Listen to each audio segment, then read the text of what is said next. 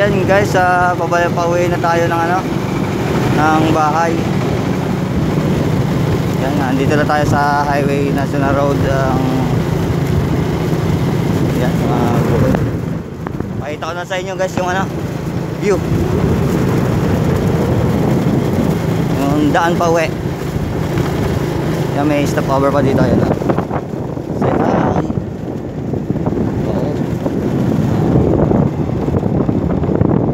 nasa bukid tayo nagpunta, bukid.